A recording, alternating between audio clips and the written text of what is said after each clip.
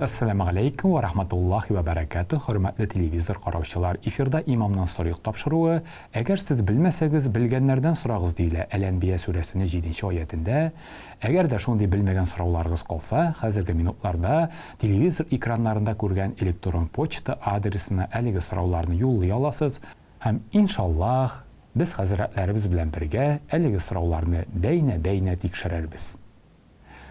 Bugünkü tapşırığa kelgəndə bilgən həm bilməyən sorularga cavab verə mərkəzimizin Rüstəm Məşidi İmam Xatibi, mərkəzimizin Muhammediyyə Mədrəsəsi tərbiyəçisi, Xızur TV'nin fikir tapşırığının daimi eksperti İsmail Həzrət Bikkinin. Assalamu aleykum və rahmetullahi və barakatuh Həzrət. Və aleykum salam və rahmetullahi ta'ala və barakatuh. Həzrət, sizni əligi studiyada bugünkü tapşırıqda görübüzgə şiksiz şadbız, vaqt tap kelgəniniz üçün Allah Teala'nın rəhməti bulsun. Allah razı olsun, rəhmət. Bugünkü tapşırığımızın teması yalqaulıq Həzrət. Өте də aktual, hər biribizgə qalğan tema, çünki hər kişidə də күпмедә дәрәҗәдә yalqaulıq була дигән bir fənni də, dini də təqlimət бар. Әйдәгез шуны бүген тикшереп узыйк әле. Бисмиллаһир-рахманир-рахим. Беренче сорау шунда килеп ирешкән. Бер эшне эшли башлыйм да, аз гына калгач ял итәргә китәм. Бераз гына түземлек җитеп бетми миңа. Бу ни сәбәпле икән, Хәзрәт? Бисмиллах, вассалату вассаламу аля расулиллах. Бар безнең кеше табигаты дип әйтерлек.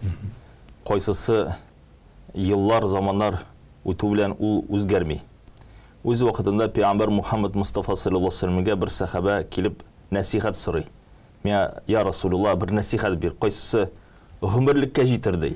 Менә шундый сүз булсын, гомер ахырына хәтлек җитсен ди. Пәйгамбер саллаллаһу алейхи ва сәлләм кыска сүзнең остасы ул әйткән. Кул аманту биллах thumma istaqim. Әйт, мин Аллаһка инандым, һәм шунда дәвамлы бул дип әйтеп куя. Нинди мәгънә шушы хәдистә? Нинди генә эш булмасын, Аллаһка ышану булсын микән? Намаз булсын микән? Ураза булсын микән? Куръан укый булсын микән? Гомумән дөнья эшләре булсын микән? Кеше үзенең әйтелек табигаты белән һәр берсенә карата үзенең бер гафиллеген уятып җибәреп китә. Гафиллек уяна, һәм дә без аның кыйммәтен югалтабыз, һәм дә максатыбыз күз каршыбыздан китә. Нәтиҗәсендә шушы эшне инде шул хәтлек ыргылып эшләмисең, шул хәтлек тырышып тапшырмыйсың. Һәм дә без шушы максатларыбызны яңадан ныгытабыз, ниятьләребезне яңартабыз, һәм дә нәтиҗәсендә бездә эшне урынына җиткезеп эшләргә, максатыбызга ирешергә теләк уяна. Нәрсә әйтсәң дә, без һәр бер эшне эшке теләк белән, ризалык белән дә эшләмибез бит. Үзебезне мәҗбүр итәргә дә туры килә. Шулай ук бар безнең кырыйбызда әти-әниләребез, җитәкчеләребез, кардәшләребез, хатын ирен, ир кеше хатынын мәҗбүр итә һәр вакытта. Нәрсә әйтсәң дә, шушы эшләребезне урынына җиткезер өчен, әлбәттә бер яктан үз өстебездән эшлибез, һәм дә дөрес кешеләр белән бергәләп булабыз. Әгәр дә ни хәтлектә безнең эшләребезне тапшырырга ниятләребез куәтле булса да, җанып киеп торсак та, әгәр дә ялкаулар тирәсендә максатсыз булган кешеләр каршысында йөрсәк, теге гафилләр, ваимсызлар арасында булсак, ул вакытны шушы күңелебезгә хәл кирип китә. Әлбәттә, кайр вакытны ул шайтанның васвасасы белән дә килә. Кайр вакытны күздә тиеп алырга мөмкин. Шуңар да тапшырган эшләребездән без мактанмыйбыз, артык кешеләргә күрсәтмибез, кирәкле кешеләргә аны белергә тиешләр. Һәм дә Аллаһ Тәгаләдән без сорыйбыз, эшләребез уңышлы булсын дип, һәм нәтиҗәсенә ирешерлек булсын дип, Аллаһ Тәгаләдән дуа кылып яшибез иншаллах. Хәзрәт, бу шулай да шайтан вәсвәсәсе дә булырга мөмкин. Шулай бит? Әйе. Шайтанның вәсвәсәсе ничек эшли? Ул безнең фикеребезгә үзенең фикерен сала. Фикер сала, һәм дә нәтиҗәсендә безнең максат югалырга мөмкин. Бу инде тырышып башлаган, шул минут эчендә максаты югала да китә эш дәвамында. Ул җайлап кына, әкренләп кенә килә. Син аны нәрсәгә эшлисең? бәлки иртәгә аны эшләргә буладыр. Әйе, синдән бит аны беркем дә сорамый, эшләдеңме, юкмы? Яки өстеңдә күзәтү түгел бит инде, беркемдән отчет синдән сорамый бит инде. Гомумән, шайтан шушы яктан васваса китерә. Һәм дә кешенең нәтиҗәсендә теләге әкренләп кенә югала башлый. Шуңарда бу мәсьәләдә без мөселманнарда бар эшне башлар алдан без бисмиллаһ дип әйтеп куябыз. Менә шушы бисмиллаһ дип әйтеп кую, ул Аллаһ таһаладан бер бәрәкәт була иншаллаһ. Субханаллах, безнең татар халкында да ул инде кичкенәдән үстерелә, эшеңне башлар алданнан бисмиллаһны әйтергә онытма дип әби баба тәрбиясендә, әтияни тәрбиясендә әлхәмдүлиллаһ бар ул. Нух алейһиссалам үзенең карабына утырган вакытта ул әйтеп куя: бисмиллаһи маҗриһи ва мурсаһа. Аллаһның исеме белән, ягъни бисмилла белән башлыйм дип әйтеп куя. Һәм дә шушы карап бара. Нихәтле хәтта аның әйтерлек паруслары, рульләре булмаса да бара. Һәм дә үзенең нәтиҗәсенә барып ирешә. Әгәр шушы вакытта күңел төшенкелеге булса, нәрсәгә барып җитәрләр иде алар. Чынлап та тормышта да ишеткән бар, әйтик, кеше минди эшне башлыйм да дип тәмамлап бетерә алмыйм, башлыйм да ташлыйм. Менә шундый принцип. Үзем бик көенәм инде моңа ди. Чыгыр юлы бар микән дип, ялгышмасам безнең имам Насырык тапшыруларында да җавап бирелде әлеге темаларга. Рәхмәт хәзрәт, Алла безгә файдасы булсын иде. Амин. Киләсе сорауда килеп ирешкән, шулай бик кызык, узын сорау, рәхим итеп укып китим әле. Күргән, белгән кешеләр мине бик тырыш ди. Ләкин кай вакыт тормыштан бер нәрсә дә кирәкмәгән чаклар була. Үз иркемә тыныч кына яшим, фатир машиналарга кызыкмыйм. Гәрчә танышларым вакыты җитте бит инде, бераз акча туплый башла инде диләр. Әйтерсең, мин ул тырышлыкны вакыт-вакыт кушып кына алам. Чынлыктан миңа әллә нәрсә кирәкми кебек. Бу тормышта артык максатларым юк. Тыныч кына үз юлымнан атлыйммы? Атлыйм. Тырыш ялкаулар буламы икән ул, хәзрәт? Бу мәсьәләдә шулай. Әлбәттә, үзебезгә нинди максат куябыз һәм дә кем безгә максат куя. Әгәр дә кеше Аллаһ каршында үзенең вазифасын үтәсә, намазын укый икән вакытында, Рамазан шәриф айы килеп җиткән вакытта уразасын тота, аның мал-мөлкәтен туплаган шул хәтлек дәрәҗәдә закатын бирерлек рәвештә. Чөнки ул безнең ислам динебезнең бер баганасы. Бар икән аның максаты хаҗга барырга. Шуңар акчасын туплый һәм дә хаҗын үтәде. Аллаһ каршында бу үзенең эшен тапшырып бара, Аллаһка шөкер. Һәм дә бу эшләрне эшләр өчен әлбәттә тырышлык кирәк. Шул ук вакытта Пәйгамбәр Мухаммад Мустафа саллаллаһу алейһи ва саллям сөннәте гаилә кору, ул насихат иткән. Яшьләргә гаилә кору ул минем сөннәтем. Кем андан ерагая, ул минем үрнәгемдән ерагая дип әйтеп куя. Шулай гаилә корып бала табу, аны тәрбияләү, үзенең тормышлык ризыгын табу. Чөнки Пәйгамбәр саллаллаһу алейһи ва саллям каршына килгән бер кеше, ул бер көн килгән сораган ризыгындан, икенче көн килгән сораган. Пәйгамбәр саллаллаһу алейһи ва саллям аның белән бергәләп мал-мөлкәтен туплагандар, бер балта сатып алгандар, ул әйткән, бер 5 көн миңа күренмә дигән. Хәтта үзеңә теге шушы балта белән кәсеп итерлек хәлдә булган шикәрлек. 5 көндән соң килә, аның кулында акча бар. Үзенә ашарына, теге киенә инде акчасы була башлаган. Ягъни шундан да безнең күз каршыбызда бар шундый бер максат, үзебезнең ашар, киенерлек эшләребезне. Ләкин дә нинди дәрәҗәдә? Кайр вакытны безгә шундый максатлар куярга мөмкиннәр, туган булсын микән, дусларыбыз булсын микән, теге гаять зур маллар, яки бурычларга батып фатирлар алу, яки елына бер генә мәртәбә генә түгел, 2 мәртәбә чит илгә барып ял итеп кайту мәсәлән. Бу бер мәсьәләгә ирешәсең, анага канәгать түгел, тагын да яңадан үзенең көчендә җитмәслек максатлар куеп, бурычларга батып, намазын калдырып, җомга намазына бармыйча, закатын бирмичә, дөньяны онытып кына түгел, динеңне дә онытып яшисең икән, әлбәттә ул сиңа зарарлы максатлар. Була шундый кешеләр кайсылары үз тормышыннан канәгать. Чынлыкта канәгать алар. Алар үз тормышын дөрес итеп алып баралар. Бәлки бу кардәшебез дә шушы исемдәндер. Аны йорты анда үсте киеме җитәрлек булса, чиста пөхтә булса, 5 вакытын намазын вакытында үтәп барса, җомгасына катнашса, теге ярдәм итерлек көче булса, туган кардәшләрнең хәлләрен белешеп торса, бу тормыш ул бәхет, субханалла. Ләкин дә кайр вакытны бар шундый кешеләр кайсылар әйтәләр, юк, син бәхетле яшәмисең, әгәр дә син менә шушы машиналарда йөрмәсәң, яки фәлән кызга өйләнмәсәң, яки фәлән хәтлек синең балаларың булмаса, бар аның 2 баласы мәсәлән, 1 баласы.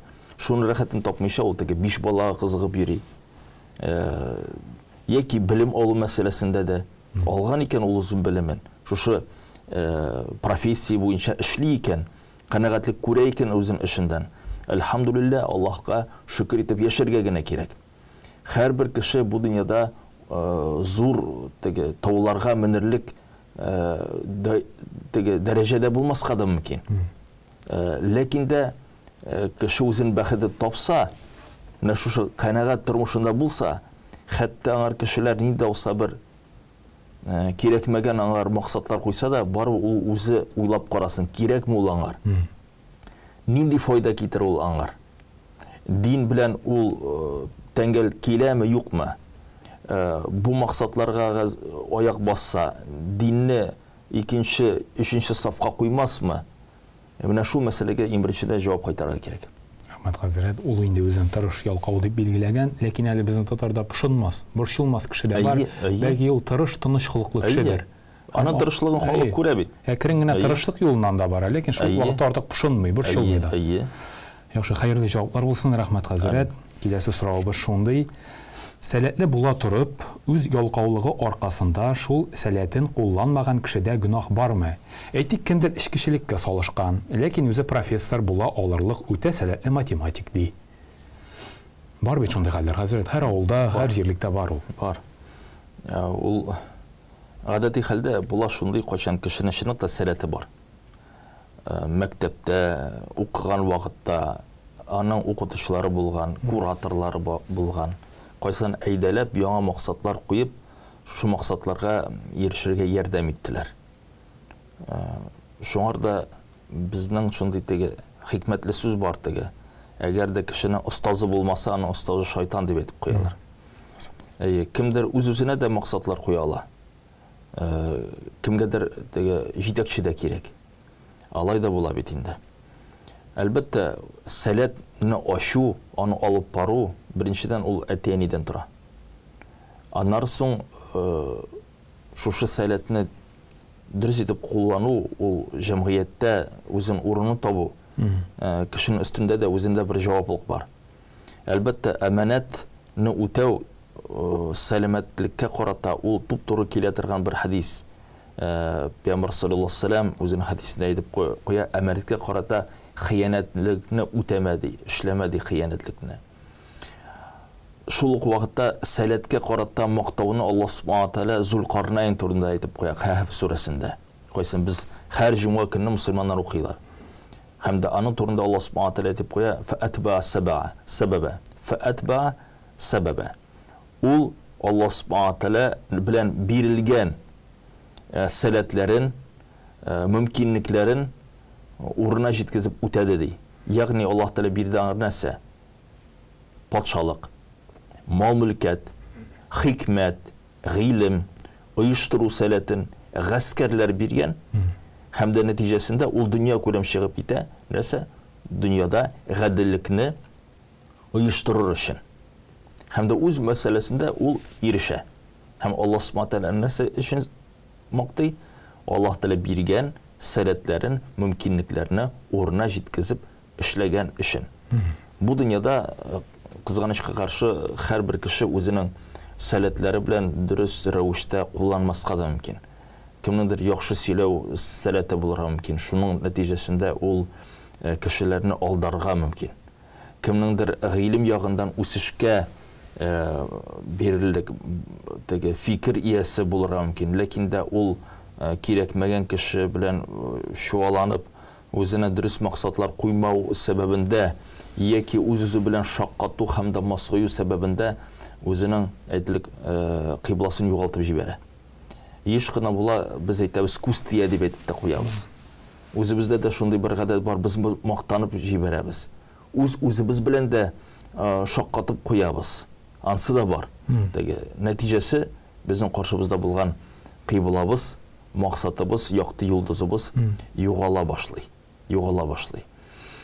Әлбәттә, бұл мәселеде ең бірінші өзімізге ихтибар болара керек. Жауаплылық. Әманат бит ул нәрсә, қашан син қайтарасың хақларын, аның тиеш хақын син қайтара беләсең. Шуңарда әлбәттә Алла Субхану тағала һәрберебезгә һидаят бирсен. Без 5 вакыт намаз укыйбыз. Һәм дә һәрбер рәкъгатьтә без әйтәбез: "Иһдина ссиратал мустақим".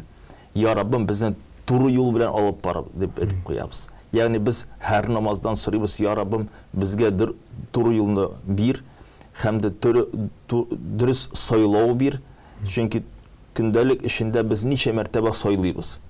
Меңәрләгән мәртәбә, хәтта кибеткә кергән вакытта нинди эпизод алырга, кеше белән очрашканда нәрсә турында аны белән сөйләшергә, без һәр вакытны сайлыйбыз үзебезгә. Һәм дә шушы сайлау максатын безгә Аллаһ Тәала биргән икән, һәм дә без Аллаһ Тәаладан әлбәттә тауфиq та сорыйбыз. Ягъни тауфиq булган сәләтебез, булган эшләребезнең нәтиҗәсе булсын дип. Нәтиҗәсе булсын. Аллаһ Тәаладан тауфиq сорыйбыз иншалла. Рәхмәт, хәзрәт. Мондый кешеләрне шушы юлдан, хәзрәт, инде бер киткәч тартып чыгарып буламы иң кызыгы? Әлбәттә була. Иң беренчесе сәламәт җәмгыятькә ирешү. Килгәнди бер җиниятче кайсысы 99 кешене хәлак иткән. Хикмәтле галим аңар киңәш биргән. Бар фәлән шәһәргә, анда халык яхшы. Гыйлем ал, тәүбә кыл дип әйтеп куя. Әйе. Ана әйтеп куймый, син менә әйтә фәлән дугалар укы, моны өйрән, ул әйтә иң беренче тәүбә кыл, һәм дә фәлән шәһәргә бар. Анда халык яхшы дип әйтеп куя. Шунлыкта җәмгыять кешегә тәэсир итә. Әгәр дә кеше начар гадәтләргә кирип китсә, ул вакытны шушы әйтерлек әшәке тәэсир китерә торган урындан аңар чыгарга кирәк. Иншалла, иң беренче шул сәбәп. Аннан соң инде үз эштеннән эшләп, кеше өстендә үзенең теге әйтерлек эшләүләре кала. Яңа җәмгыятькә кергәч, ул аларны кабул итәме, юкмы? Бу мәсьәләдә инде нәфсе кирип китә аның. Нәфс дигән әйбер. Теге менә безнең нәрсәгә ул гадәтләнгән, башы, тәне, нәрсәгә гадәтләнгән, акылы нәрсәгә гадәтләнгән. Нихәтлек аның сәләте булса да, нихәтлек аның осталыгы булса да, ләкин дә аның баш мие, аның тәне гадәтләнсә икән, теге кәкре булырга, ул һаман да үзенең бүгә башлый. Үз-үзеңне теге үзгәртер өчен гаять күп көч салырга кирәк шул. Кайбер кеше ялкаулыгын танырга теләми. Үзен ялкау итеп күрсәтәсе килми аның. Ялкаулык белән көрәшә башлау өчен башта аны танырга кирәкме? Шуны сорау. Ялкаулык әлбәттә кеше үзенә дә теге карап әйтергә мөмкин. Бу мәсьәләдә мин дә ялкаулык хисе бар дип. Аңар кемдер аңар җиткезергә мөмкин. Ләкин дә безнең арабызда ялкаулык ул теге макталмаган сыйфат. Шул сәбәптән кеше аны ояла. Һәм дә үз-үзен аны ялкаулар теге сафындан кертәсе килми. Ләкин дә Пәйгамбер Мухаммад Мустафа саллаллаһу алейһи ва саллям турында сахабаларына дип әйтеп куялар. Ул еш тәүбә кылган дип әйтеп куялар. Еш тәүбә кылган. Югыйсә, ул гынахсыз. Ни сәбәптән? Ул уйлаган, бу мәсьәләдә эшемне урынына җиткезеп эшләмәгәнмен дип. Нәрсәдер булса мәсьәләдә теге уяу фикердә булмаганмын. Менә шунда кирәкле эшемне салмаганмын дип, теге үзенә карата Пәйгамбер саллаллаһу алейһи ва саллям шундый бәя куйган. Ягъни кайда булса җиткезмәгәнмен дип, кайда тырышлыгымны куймаганмын дип. Ул шундый бер фикердә булган һәм дә күпләп теге истигъфар кылган. Икенчедән, сахабалар әйтәләр, Пәйгамбер саллаллаһу алейһи ва саллям безгә Куръанны өйрәткән шикелле шундый дуганы өйрәткән иде. Кайсында кеше искә төшерә: "Я Раббым, мин синең кулыңның баласы, син миңа иман бирдең. Мин синең әмер астыңда. Я Раббым, минең калбымны Куръан белән яшәрт" дип әйтеп куя. Ягъни анда туп-туры мәгънәдә китерсәң, Кур'ан булсын мине йөрәгемнең язы дип әйтеп куя. Гарәпләр өчен яз бит инде чәчәк атуы дип әйтә. Һәм дә мине гаҗизлектән, көчсезлектән һәм ялкаулыктан сакла дип сахабалар дуа кылганнар. Пәйгамбәр саллаллаһу алейһи ва саллям шушы дуганы өйрәткән аларга, Кур'анны өйрәткән шикелле.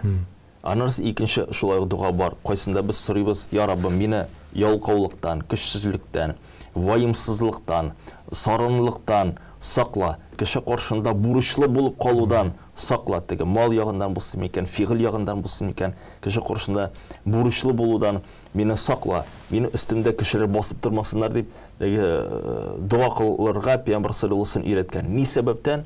Чөнки менә шушы сыйфат Пәйгамбәр саллаллаһу алейһи ва саллям күргән үзен өммәтендә һәм дә аларны өйрәтеп калдырган. Әлхәмдүлилләһ, ул дугалар безгә барып ирешә. Әлбәттә, кеше дә без ялкаулык сыйфатын күрсәк, аны ничек тә булса теге мыскылларга тиеш түгел без. Ул табигаты белән теге йомшак булырга мөмкин, әкрен булырга мөмкин. Үз эшен вакытында эшли, 5 вакыт намазында укый, уразасын тота, Кур'аннан өйрәнгән, җайлап тормышын алып бара. Безнең шикелле кызу да булмаска мөмкин ул. Безнең якларда мин хәзрәт нәрсәгә игътибар итәм, үз-үзенең ялкаулыгын тану, ул үз-үзеннән көлүгә кайтып кала. Мин ялкау инде, кичә ялкауланып эшли алмадым дип шаярып кына. Бәлки бу да яхшы алымдыр. Үзеңнән шаярган рәвештә ялкаулыгын тану. Әлбәттә. Ул һәм дә аны күбрәк әйтә башласаң, шуңар ияләнә башлыйсың. Һәр вакытта аны сылтыйсың. Әле өстәмәне өстеннән теге җылмайып кына карасаң. Шуңар да без әгәр дә кешедә дә шушы мәсьәләне күрсәк, без аңар киридән яңа максатларыбызны күрсәтә алабыз. Ләкин дә аны көченә җитәрлек булсын иншаллаһу таала. Яшенә, гыйлеменә карата, аңлавына карата иншалла. Рәхмәт, хәзрәт. Хәзрәт, киләсе сорау. Ялкаулык һәр кешедә була диләр. Бик тырыш кешедә дә ялкаулык буламыни? Шундый кызык сорау килә ирешкән. Бик тырыш кешедә дә ялкаулык булырга мөмкин. Шайтан бөтен кешене дә котыртадыр, буладыр. Ул бит һәр вакытны көрәшәсең. Безнең бит физик күнегүләр нәрсә ул? Ул кайчан кеше үзенең тәнен күтәрә һәм дә һәр вакытны ул нәрсәгәдер каршы күтәрә. Теге җир шарының үз-үзенә тартуына каршы күтәрә. Һәм әле күтәрми башласаң, күпмедер вакыттан соң кире төшеп китә ул. Төшеп китә ул. Мускуллары йомшара. Киридән камыр батырга әйләнә башлыйсың. Мускуллар йомшаргач, сөякләр ватыла башлый. Нигә өлкән кешенең сөякләре ватыла? Чөнки мускуллар йомшарып китә. Һәр вакытны кеше үз өстендә көрәшеп тора. Менә әгәр дә бала чаганы карасаң, андагы куелган тырышлык. Шушы тырышлык сәбәбендә ул йөрергә дә өйрәнә, сөйләшергә дә өйрәнә. Үзенә шундый максат куя, көн сайын нинди булса бер максат. Тирләп ул көн сайын ашый, тирләп ул көн сайын йөри. Ул сугыла, ул бәрелә, ләкин дә бар үзенең максатын югалтмый. Без күргән мөмкин, без бик каты тырыш кешеләрдә дә тормышында бер шундый теге гафиллек хисе кирип китәргә мөмкин. Әлбәттә, без аны кешелеклек ягыннан кабул итәргә тиешбез. Кеше үзендә дә шуны күрергә мөмкин, ялкаулык дип әйтеп куя. Ләкин дә кешедә бар шундый хис, ара кеше. Һәрбер кеше ул ара. Аңар ял булырга тиеш. Вакытында ул йокларга тиеш, вакытында ул ашарга тиеш. Мәсәлән, хәзерге вакытта бездә электр җиһазлар булгач, гомумән безнең өебездә ут бар. Без төнге 11ләргә, 12ләргә бергә хәтлек утырган мөмкин. Без китап укып булсын микән, яки телефон гаджет ашап микән, кеше үзенең йокысын боза. Нәтиҗәсендә аның көндез кайсында Аллаһ Тәгалә чакыра, сез яшәргә тиешсез дип, гаеп теге көчегезне биреп, ул вакытнан кеше калмый. Ни сәбәптән? Чөнки ул кешене инде сарыф иткән, яңа көчне җыя алмаган. Бар кешеләр үзенең диета белән кайры вакытны шул хәтлек теге җафалап бетерәләр. Мытсында ашамыйлар, икенчесендә ашамыйлар. Нәтиҗәсендә аны теге йөрергә хәле калмый аны. Югыйсә Пәйгамбәр саллаллаһу алейһи ва саллямның бар үрнәге көненә 2 мәртәбәгә ашаган, артык ашказан тутырмаган, дүшәмбе, пәнҗешәмбе көннәрендә ул уразасын тоткан. Бу мәсьәләдә теге игътибар итәргә кирәк. Шуңар да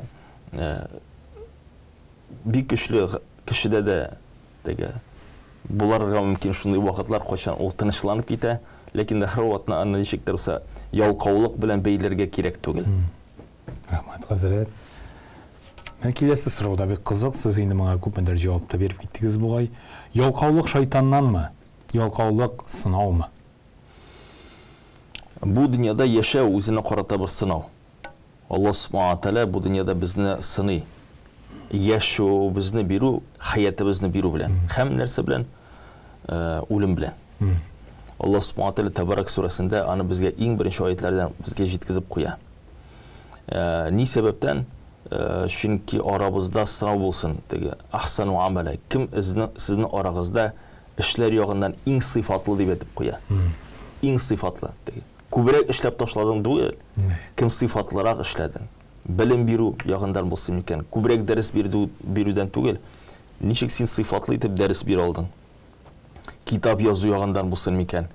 Niçin sen sıfatlı kitap çıkar aldın? Şula iş yağından bulsun miken, aile kuru bulsun miken, bala üstürü bulsun miken, işlev bulsun miken. Köpme senin sıfatlı işin buldu. Turmuşun nihatlik sıfatlı buldu. Şeytanın aytırık maksatı Allah karşında bizni gafil, şükürsüz edip көрсету. Şoňarda ol bizning turmuşybызга her wagtny özünün toyaqların tığa da indi. Biz abunub yığılsın için. Şularının bir usulu qaşan kişi özün gajiz, güçsüz, maksatsız, yalqavlıq hissi bilen yaşay başlay. Ol yaşarın batırın tugil kişi hatta namaz meselesinde de ol yalqavlıq hissini uyatırga mümkün. Mesela ertengi namazlar, yaki yestu namazları yuqları aldığından. Peygamber Muhammed Mustafa sallallahu aleyhi ve sellem aytip koygan özünün hadisinde münafik iki yüzlü kişi için en ağır bulacak ol ertengi namazını oku. Peygamber sallallahu aleyhi ve sellem vakitinde iki yüzlü kişiler alar 5 vakit namazını meşitke kelgenler. Tamam aşıktan aşık iki yüzlü kişiler alar ilerinde namazını okuganlar. Mine bit nindi tege ol vakitini özüne qarata dereceler bulgan bit indi beterlik bilesizmi? Dereceler bulgan. Şuňar eger de qarasaň kişinin turmuşunda mine kişi özün sınav yağı. Şuňarda 200'lük meselesinde de biz aytip koýabys. Mine biz işimiz qarada, gaýle bizge qarata meselesinde de şuşı yalqawlyk bizni 200'lükke şakyrmyby. Anları soň ul şakyrmyby bizni aldarga. Bugün işlemedik yalqawlandyk. Biz wagda aýtabys ertege biz ana işlerimiz. Ertegede biz ana işlemeýibis. Çünki 3-nji günge galdyrabys. Aýe, gaýle işinde de şulay.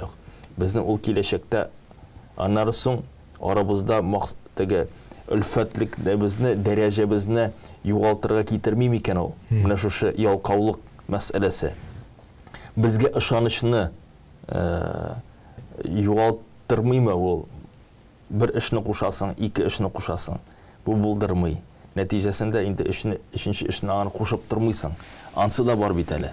Ol her bir kişide bulur mümkün. Minde de, kurşumda da, dostumda da, gailemde de. Kimdir anı beyeli bu işini ol jiňa almay dip, kimdir bit anar şunday tege beye bire. Bu yalqaw dip etip koya. Şoňarda tege bu hislerimizge qarata biz ihtibar bolarat diýişmiz. Bar Müslüman dualık jiyintiklari, Müslüman kılgası deyin kitaplar, anda bar dualar. Qaysyn Peygamber sallallahu aleyhi ve sellem vaqtından jitkizilgen, ol bit Peygamber bilen eýtilgen dualar. Qaysyn sahabelerge öğretilgen. Biz mine şuşu uzak yıllar, döwürler uzsa da Peygamber sallallahu aleyhi ve sellem'nin sözünü qabatlay alabız. Hem kimge qabatlaybız? Biz Allah Teala'ga qabatlaybız ana. Allah Teala anı dua bizni qabul etjek inşallah. Hem de bize kuvvet bereşek Allah birse. Hem de elbette Fatiha suresini okugan wagtda biz yeneden sırybız ya Rabbim bizni turu yol bilen alıp bar. Şu yol bilen qaysysyn alıp bardan sen peygamberlerini hem izgilerini. Elbette şu yolga Allah Subhanahu wa taala tapşyrdy eken bizni. Birdi eken bizge bizni şista puxta milleti bizni. Bizning tatar tili bizni. Bizni İslam dini bizni. Garapça okırgan mümkinlik Kur'an'ni şoňar ýabyşyp ýaşarlyk nasiplardan bolsun inşallah taala amin. Hem de indi elbette yalqawlykynyň en zor zarary ol qaşan kişinin köňlinde gafillik, wayımsızlyk urnaşa başlay. Hatda oramda bargan wagtda da күз каршында җинаять эшләнсә дә кеше күрмәскә мөмкин. Кыямәт көненең булачак шундый бер билгесе. Кешеләр ачыктан ачык урамда зина кылачаклар дип әйтелә. Һәм дә кешеләр арасында иң тақва кеше булачак кем? Кайсы кем аларга килеп әйтәчәкләр? Кеше каршында шушы кабахәтлекне эшләмәгез инде дип әйтеп куячаклар безме. Шуңарда менә шушы мәсьәлә шир кайсы кешенең йөрәгенә ирешә, аның белән һичшиксез көрәшергә кирәк.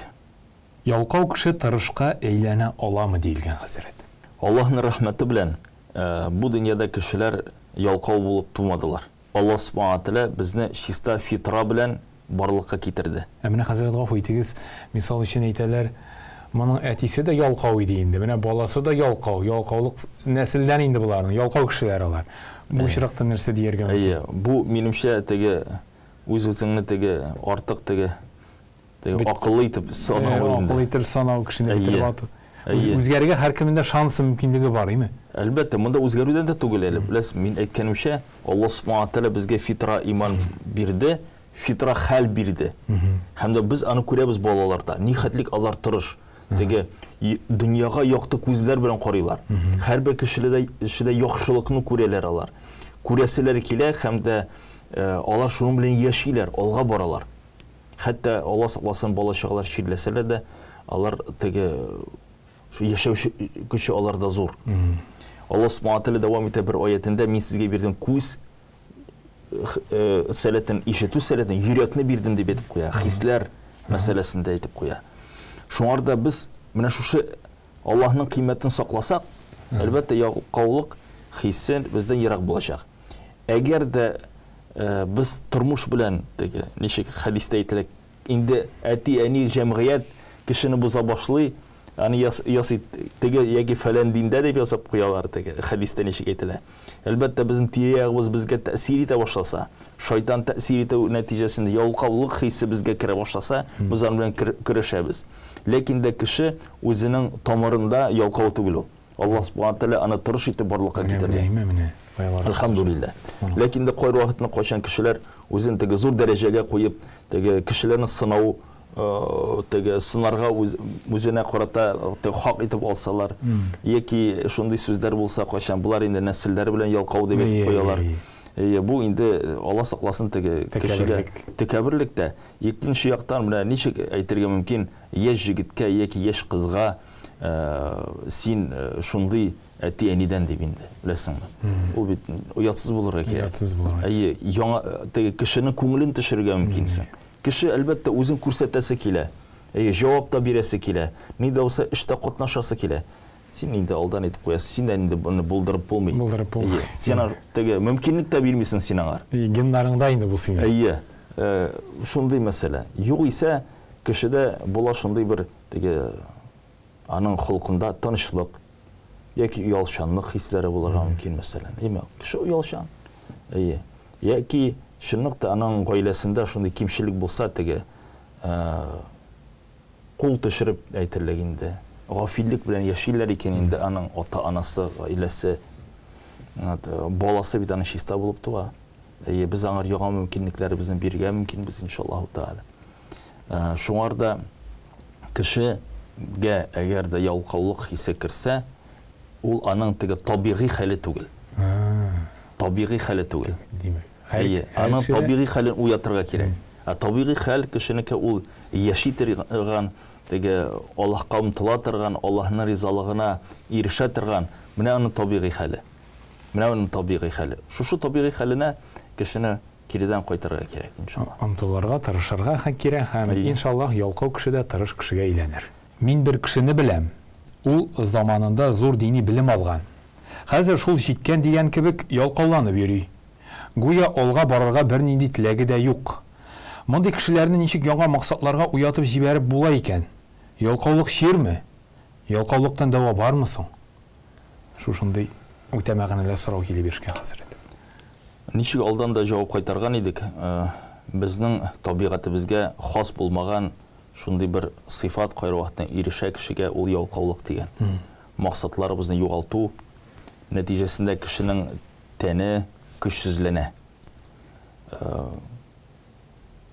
бала мәдрәсәгә укырга керә, йоклап калдыра башлый дәресләрен, вакытында үй эшләрен эшләми. Ни сәбәптән? Чөнки бу бала максатын югалта. Шулай кеше бәлки мәдрәсәдә укыган вакытта 6, 7, 10 ел укырга мөмкин. Аны һәр вакытны остазлары максат куеп барганнар. Ул максатка ул ирешеп барган. Һәм дә ниһаять бу теге үзенең 6-10 ел яшәгән җәмгыятеннән чыга. Дөньяның иң мөһим белемен алдым. Кая барырга мен? Булды. Кая барырга? Эшләдем. Булды. Еш кына шушы галим кешеләрне аларның сәләтләре гыйлемдә, белемдә дөрес куллану. Аларны дөрес җәмгыятькә урнаштыру. Әгәр дә галимне, мәсәлән, шундый җәмгыятькә урнаштырсаң, кайсында аларның гыйлемендән бер кемдә ихтияҗы юк икән, ул вакытны кеше үзенең кирәклеген югалтырга мөмкин. Шуның белән нәтиҗәсендә без карыйбыз, бу кеше сугылып бәрелеп йөри башлый. Шул яктан әлбәттә җитәкчеләр дә алар уй фикердә теге уяу булырга тиешләр. Чыга икән уку бинасындан, мәдрәсәдән, институттан кайта икән егетләр дини белемне булсын икән, яки дөньяви белемле булсын икән, аларны эшкә урнаштыру. Алар үзләренә эшне тапмаска да мөмкиндер кызганычка каршы. Мал-мөлкәтне кәсеп итәргә аларның ничек тә булса теге сәләте дә булмаска мөмкин. Аның сәләте цифрларны шутлау. Аның сәләте Куранны 10 төрдә уку. Аның сәләте Куранны укырга өйрәтү. Акча эшләргә аның сәләте әле юк. Җитәкчеләр бу мәсьәләдә уяу булырга тиешле. Аларның өстендә ул әманәт. Бу җегетләрне, бу кызларны тиешле эшкә урнаштырып эшләтү. Башын күтәрмәслек рәвештә эшләсеннәр алар шунда. Табып та бирергә булышу. Ул хәзерге вакытта дөньяви мәсьәләдә без караган вакытта теге институт, университетта укыган егетләр алдан килешү төзеп куялар җитәкчеләр. Менә безнең заводыбызга килеп эшләрсең дип. Бар мәсәлән зур мәчетләребез, кайсында бер имам-хатиб кына түгел, ул зур хезмәтне алып баралар. Үзенә карата ул мәчет мәркәз дип әйтергә мөмкин. Халыкка дәресләр бирәләр. Андый имам-хатиблар алдан инде эзләп торалар. Бу гыйлем ияләре менә укып кайткач, иншалла минем мәчетемдә эшләр дип.